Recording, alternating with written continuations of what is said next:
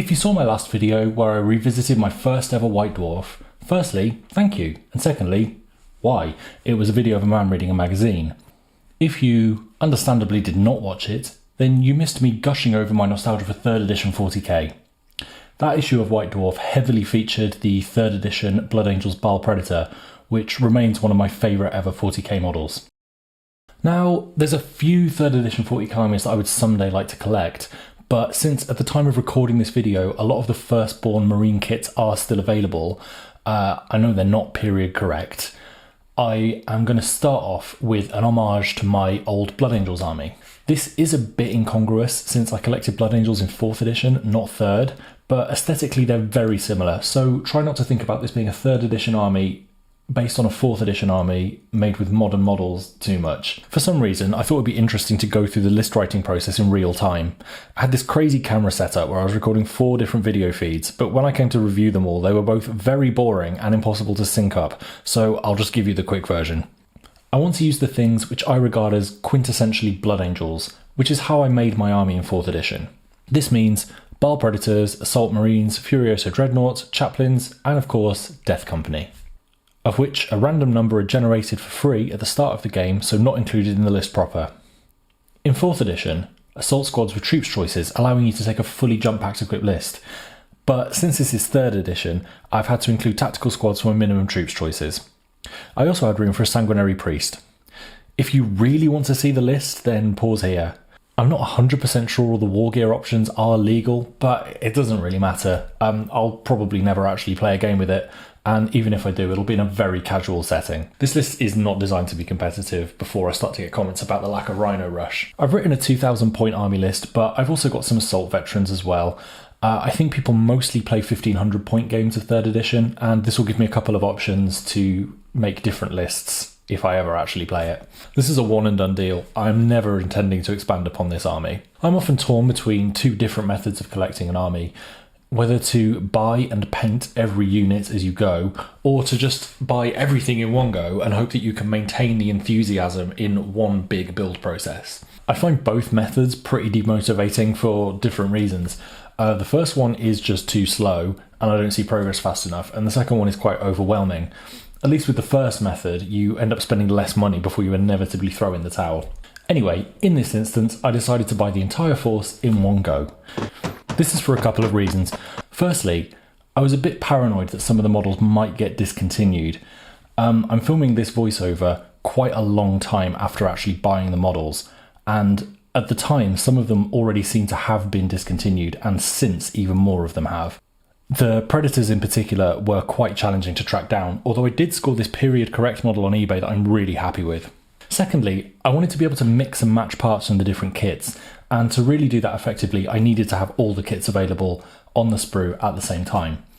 It seems to be so much harder to do these simple kit bashes with the newer kits, and I think that's a real shame. It seems like a skill that we are slowly losing within the hobby. I worked out how many of each part I would need, how many torsos, how many jump packs, power weapons, bolters, etc., and went round each sprue finding my favourite pieces. I clipped them off the sprues and cleaned them up. Then I made a priority list for which models should get the fanciest, most ornate pieces, with the veteran squad and the squad sergeants at the top of the list, and the basic tactical marines at the bottom. Then I assembled the fanciest lads first using the best pieces, working my way down the list until everyone was done. The third and most important reason I wanted to tackle everything in one go is so I can make one of those "I painted all of this in X amount of hours" videos. I really enjoy seeing people's processes and the inevitable descent into madness that comes with tackling a massive project in a short time like this. And I want to make the type of videos that I would like to watch. At the time of recording, I've not actually started any painting, so I have no idea how long it's going to actually take. I think most people will have had experience with Rhino and Land Raider chassis vehicles, but it's been a while since I assembled one, so this was a nice blast from the past. Same with these old style dreadnoughts. The classic Baal Predator was a real highlight. It's a hybrid plastic and metal kit, which I'm sure a lot of newer players will be unfamiliar with. Basically, the more specialist vehicles were often based on a plastic kit, in this case the standard Predator, and then extra metal parts were included to make the variant. So in the Baal Predator we have metal assault cannon barrels and ammo bin, metal flame sponsons, and a metal panel with the Blood Angel symbol. I wrote down heavy bolter sponsons in the list because That seems to kind of go better with the assault cannon, but in the end I went with the heavy flamers because they are unique to the Baal variant and I wanted it a bit more Blood Angels-y. To ensure I had access to the best parts, the first model I actually did was the Sanguinary Priest. I'm not sure there is a model for a Firstborn Sanguinary Priest with jump pack, so I decided to kit bash one out of other kits. The issue with doing this is that in each kit they only give you the exact number of legs you need. Luckily, since the number of Death Company you get each game is random, and I think I worked out the average would be about 6, I felt comfortable using a pair of legs and then only having 9 Death Company models.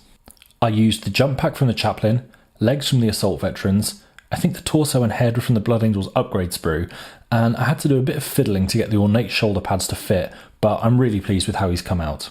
Once everyone was assembled, I stuck sand on all the bases and did a couple of test models. I did a red one and a black one so I can really hit the ground running when I start doing all the painting. 3rd edition was when the Grimdark style really started to come into the Games Workshop miniature painting aesthetic. I'm not saying that I want to go full John Blanche on these guys, but I would like to use more muted, subdued tones than what would have been the norm in, say, 2nd edition. The black was fairly simple. I airbrushed a grey to get the volumes and then did some edge highlights with a paler grey. I tried to glaze in black to reinforce the colour it's meant to be, but after staring at it for a while, I still think it reads too much as grey. When I come to do this for real, I'll use a lighter coat of a darker grey. The red took a few more goes. I tried the classic airbrush method of white ink to establish volumes, contrasting colour for the shadows, in this case green, re-establish volumes, I used yellow, and then the colour you actually want the model to be. This looked way too muddy and just didn't really work, so I went back to basics. I tried Mephiston Red straight over a range of black and green base coats. Then a highlight through the airbrush of Evil Sunz Scarlet. Next I base coated the helmet. At this point I realised I really should have left the head separate. I was hoping to use oil paints to panel line the armour, however I really wanted to use green as a shade colour, and the oil paint is just too opaque. It reads too much as a green line rather than just a shadow, so it's going to have to be acrylics.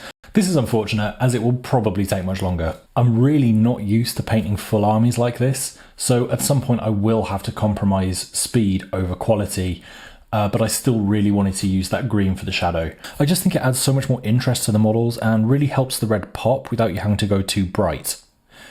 I then finished up with some simple edge highlights. And that's it. I'm really looking forward to doing the rest of these guys. Although it's been a while since I've done a vehicle, so that's going to be quite interesting. Let me know what you think down below. How long is it going to take me? Will I ever even get it done? Will I ever play a game? Who knows?